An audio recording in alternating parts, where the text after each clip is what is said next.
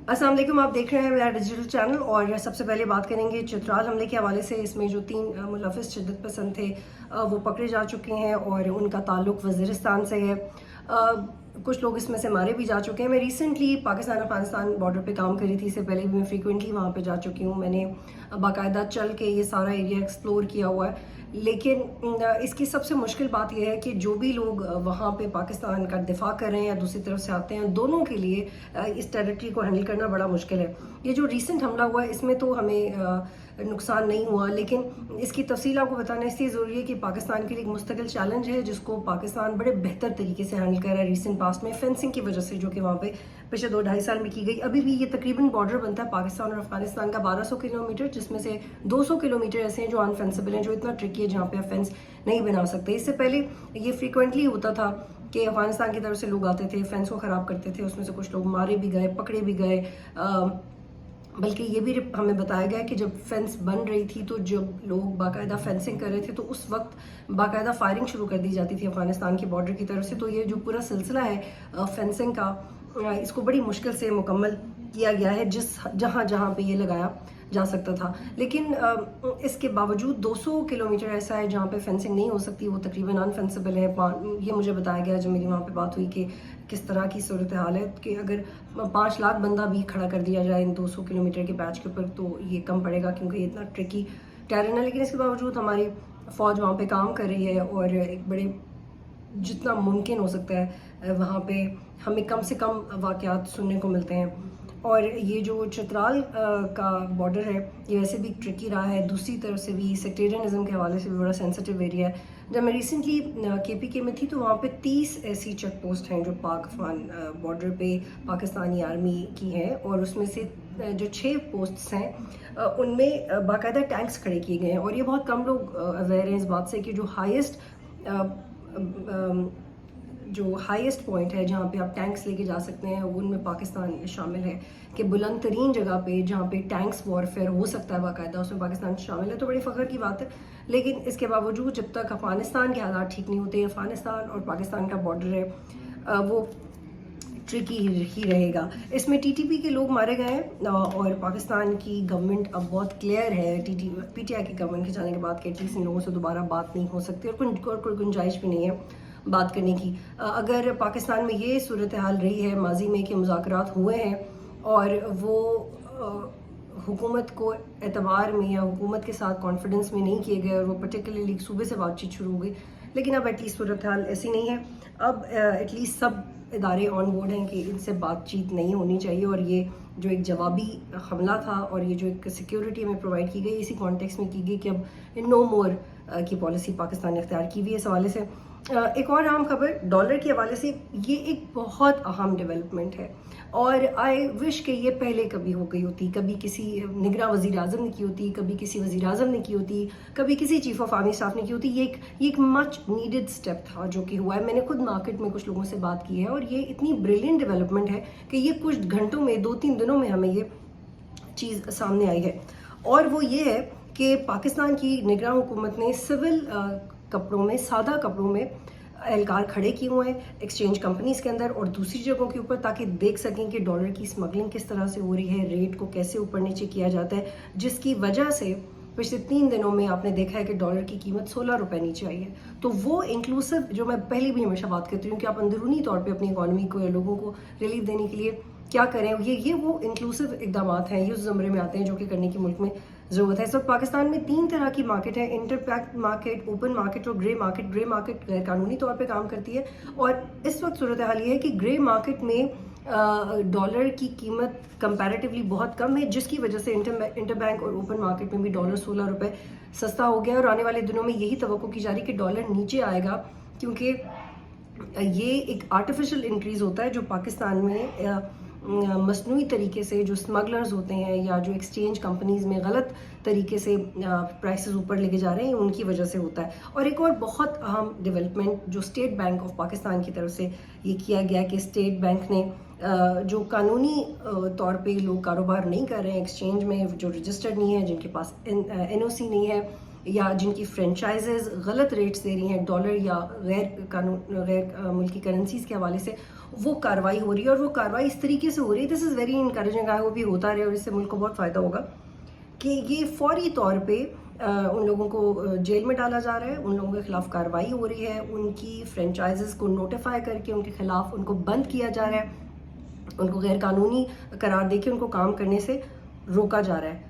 اس وقت state bank of Pakistan اور exchange companies کے درمیان ایک باقاعدہ ایک معاہدہ آپ کہہ سکتے ہیں کہ ایک باقاعدہ ریفارم ہوا ہے, جس کے تحت ایکسچینج کمپنیز کو کام کرنا ہوگا.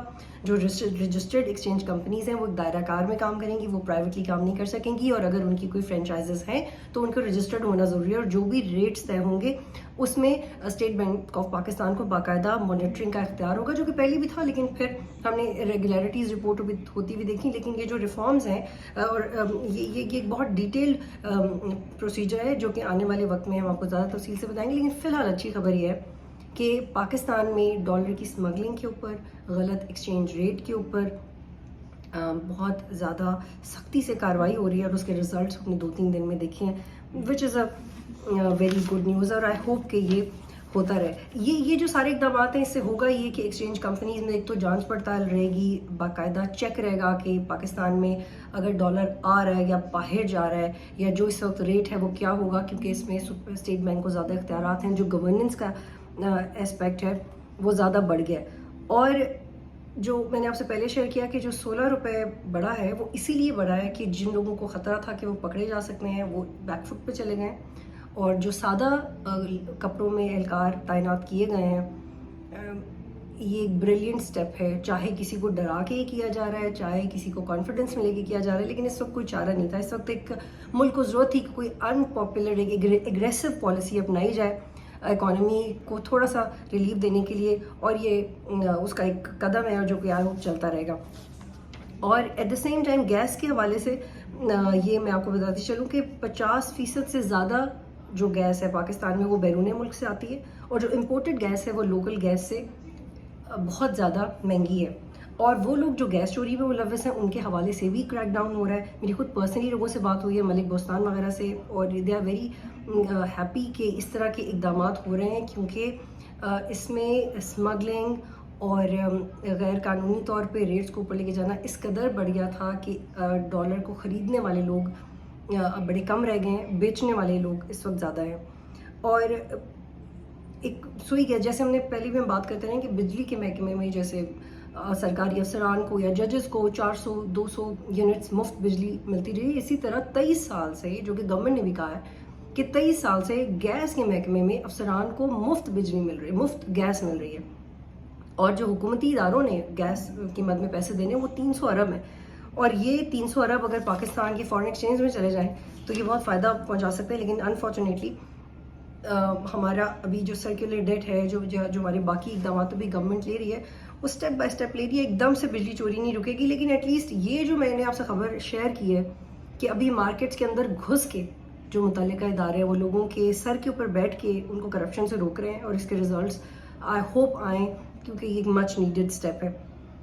40 لاکھ لوگوں کو فائدہ پہنچے گا اس ڈیل سے جو IMF پاکستان IMF کے ساتھ کرنا چاہ رہا ہے. بجلی کے بلوں کے مد میں پاکستان کی طرف سے کہا گیا جو 400 یونٹس اور 200 یونٹس بجلی استعمال کریں صارفین ان کو ریلیف دیں, قسط وار بجلی کے بل وہ ادا کر سکتے ہیں. لیکن رپورٹڈلی IMF نے 400 یونٹ استعمال کرنے والوں کو ریلیف نہیں دینا چاہا, 200 یونٹ والوں کے لیے یہ گنجائش ضرور ہو سکتی ہے. لیکن اگر 400 یونٹ استعمال کرنے والے لوگوں کو ریلیف ملتا ہے تو ملک میں تقریباً 3 کروڑ 20 لاکھ لوگوں کو ریلیف ملے گا بجلی کے بل دینے کی مد میں, اور جو لوگ 200 یونٹ استعمال کرتے ہیں اس کی مد میں 40 لاکھ لوگوں کو ریلیف ملے گا. تو ایٹ لیسٹ خبریں تو آ رہی ہیں, اور کچھ خبریں پریکٹیکلی بھی محسوس ہو رہی ہیں.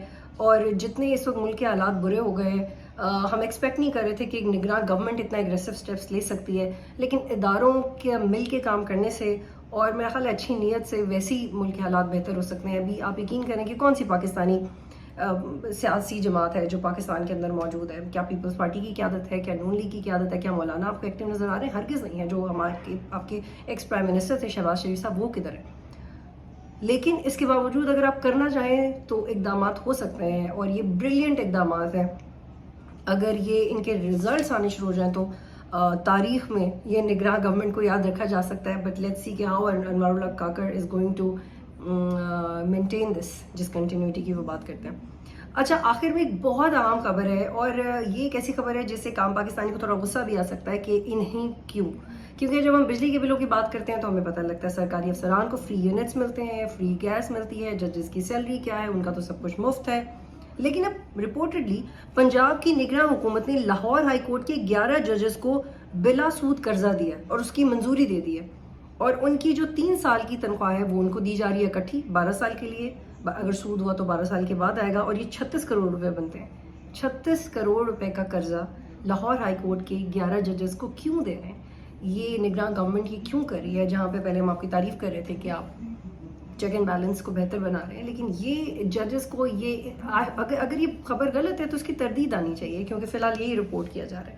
اگر یہ خبر غلط ہے تو حکومت کی طرف سے تردید آنی چاہیے. حکومت ان لوگوں کو یہ پیسے کیوں دے رہی ہے؟ کیا لاہور ہائی کورٹ کے جو ججز ہیں ان کو ان میں سے آپ کسی ایک کو قرضہ دے رہے تھے تو یہ پھر بھی تھوڑا سمجھ میں آتا ہے. 2 لوگوں کو قرضہ دے رہے تھے، 11 لوگوں کو قرضہ کس وجہ سے دے رہے ہیں؟ اس کا ایک امپریشن یہ جاتا ہے کہ کیا وہ لوگ ان سے اپنی مرضی کے فیصلے کروانا چاہتے ہیں، جیسے پہلے بھی ہمارے ملک میں ہوتا رہا ہے. But this is a very bad news.